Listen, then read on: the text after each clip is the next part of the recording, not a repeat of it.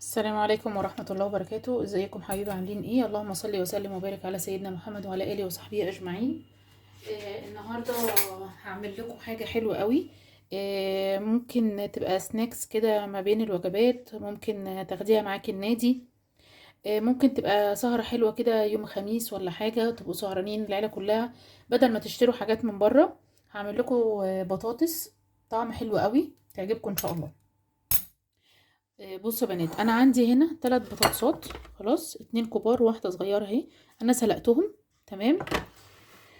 وعندي بقدونس مجفف اللي انا كنت عاملاه. تمام اهو. وعندي بصل بودر وتوم بودر وملح وحبه نشا. تمام. انا هاخد دلوقتي البطاطس اهرس واحده واحده كده. ممكن اعملها كده الاول عشان تبقى سهله عليا اهي. اهرسها كويس قوي. خلاص. انا علشان بس وقت الفيديو ممكن اهرسها، هخلص هرس وارجع لكم تاني. بصوا كده يا بنات، انا هرستها كويس قوي. خلاص، هنشيل دلوقتي بقى الهراسة علشان نحط المكونات بتاعتنا. هنحط عليها ال3 بطاطسات دول في حدود نص كيلو. هنحط عليهم نص معلقة توم بودر، ونص بصل بودر. تمام.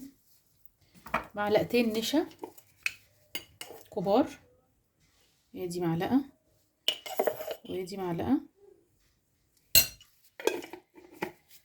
احط شوية ملح زي نص معلقة برضو. خلاص. وعندي التوابل دي توابل ويلز بتاعة البطاطس، توابل البطاطس بتاعة ويلز. في كنور منزلة برضو برضو توابل البطاطس، بس ما بتعجبنيش بصراحة. انا هحط من دي شوية كده، دي انا بحبها قوي قوي يعني. فعلا هتعجبكم جدا لو جربتوها. وهنحط بقى زي شايفين،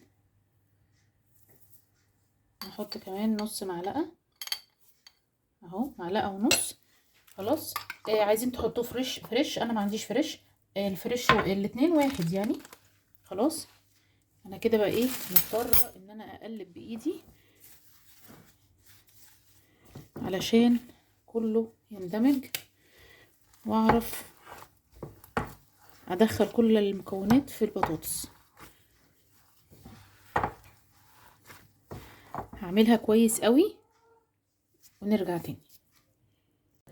بصوا يا بنات، انا خلصت كده البطاطس. تمام زي ما انتوا شايفين كده اهي، كله اتعمل في بعضه. خلاص. احنا هناخدها دلوقتي نشكلها. هنشكلها ازاي؟ هنعملها صوابع. تمام. وفي زيت سخن. خلاص. هي طبعا البطاطس مسلوقة، يعني مش محتاجين ان احنا نسويها، هي مسلوقة جاهزة. احنا بس كل اللي علينا ان احنا نصبعها ونحطها في زيت سخن. تمام. بصوا يا بنات، انا كده الزيت سخن، حطيت بس واحدة بختبر الزيت. تمام اهو. هنحط كل الصوابع اللي احنا عملناها، نحطها هنا.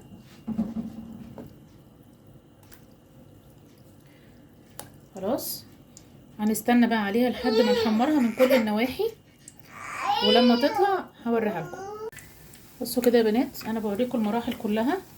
بصوا، مفيش اي حاجه فيهم فكت ولا اي حاجه. شايفين اهي الواحده بوحدتها اهي.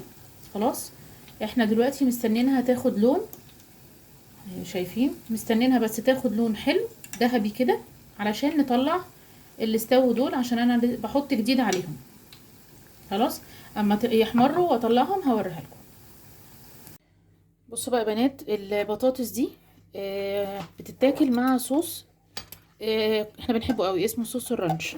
ده بيبقى مكوناته مايونيز اللي احنا كنا عاملينه في فيديو من الفيديوهات اللي فاتت. تمام. خشوا شوفوا برضو لان هو تحفة. وزبادي. الاحسن زبادي يوناني طبعا، بس مفيش مشكلة من الزبادي العادي. خلاص. هنعمل دلوقتي مع بعض اهو. بصوا بصوا سمك المايونيز. شايفين، ونفس طعم الشركات بالظبط، ما يتفرقش.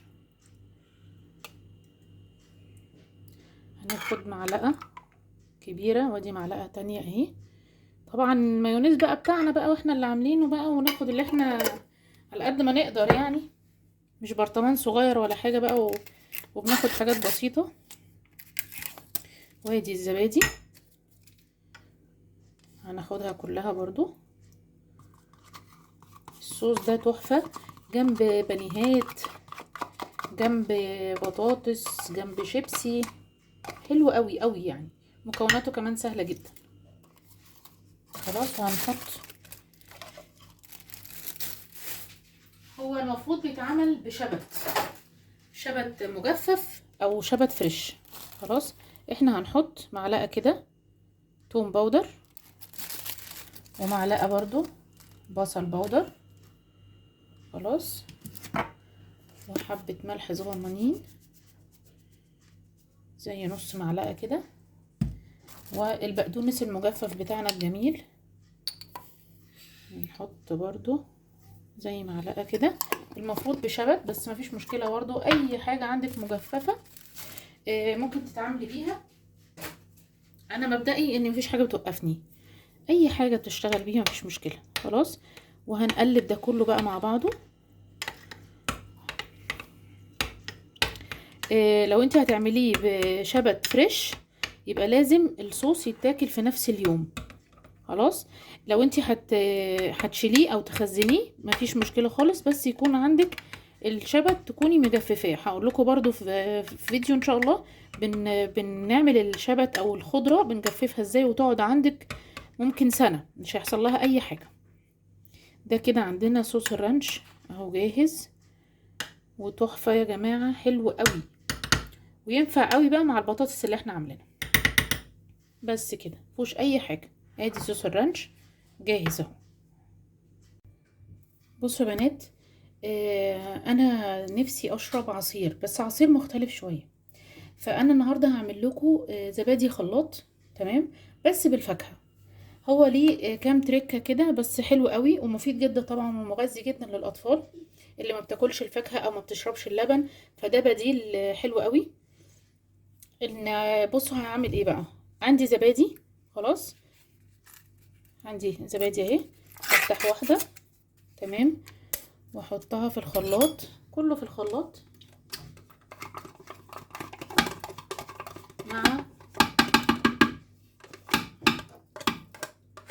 مع كوبايه رايب اللي هو المراعي. ماشي هنحط كوبايه.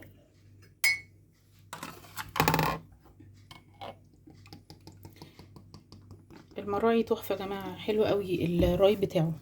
اهي كوبايه. بصوا تقيل ازاي، بصوا معلم جدا في الكوبايه ازاي، حلو قوي طبعا. خلاص احنا طبعا ايه هنعمل نوعين بس مش هنحطهم على بعض، هنشوف دلوقتي. خلاص هنحط موزة، ومع الموز لازم احط ومع الموز لازم احط معاه عصير. عادي يا جماعة عادي، بتحصل معاه. هحط عصير ليمون علشان انتوا عارفين طبعا الاكسدة بتاعت الموز. ماشي وهنحلي، مش هنحلي بقى بايه بالسكر عشان يبقى مفيد 100%، هنحلي بعسل.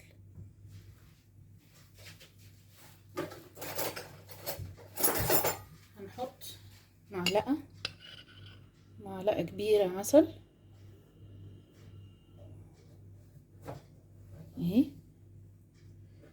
خلاص وهنحط معاه شوية مية علشان ما يبقاش كده ايه الدنيا تقيلة ويبقى سميك قوي العصير، فاحنا هنحط له ايه شوية مية صغيرين.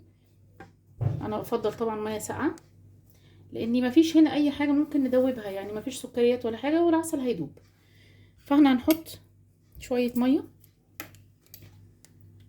في حدود نص كوباية. خلاص ونشغل الخلاطة.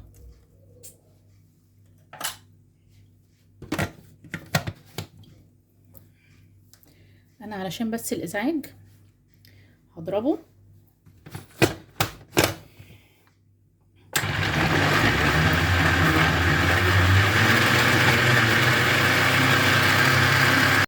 بصوا يا بنات انا خلصت، بس حطيت له شويه عسل تاني. تمام اهو. طبعا كله مفيد جدا، حلو قوي يا جماعه، جربوه هيعجبكم قوي. هعمل بقى نوع تاني عشان في عندي ناس بتحب الموز، في ناس عندي بتحب الفراوله. هعمل بقى دلوقتي زبادي خلاط بالفراوله. هنعمل بقى دلوقتي الفراوله. هنحط برضو واحده زبادي. خلاص ادي الزبادي. عايزين تعملوه بالزبادي اليوناني برضو ما فيش مشكله. الناس اللي عامله دايت ما بتاخدش الزبادي العادي. وهنحط كوبايه الرايب، وهنحط العسل، هنحط نفس المكونات بس.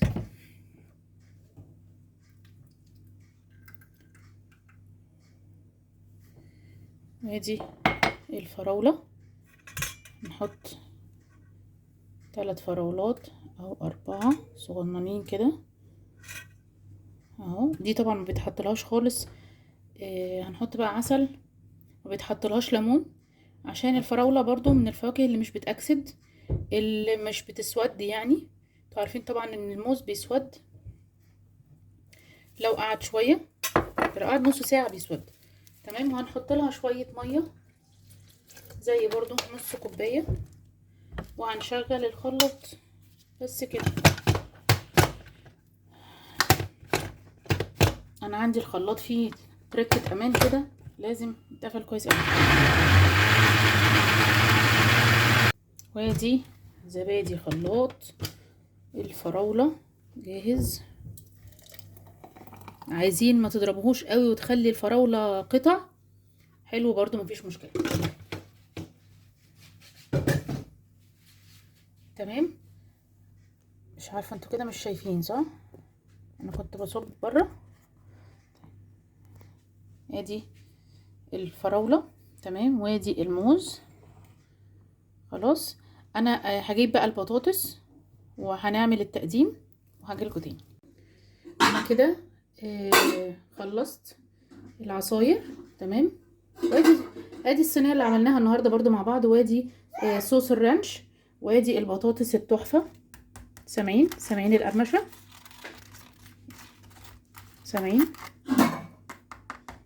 سامعين طبعا دي بالصوص تحفه تحفه تحفه.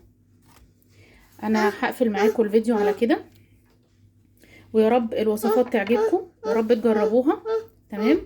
ودمتم في حفظ الله، والسلام عليكم ورحمه الله وبركاته.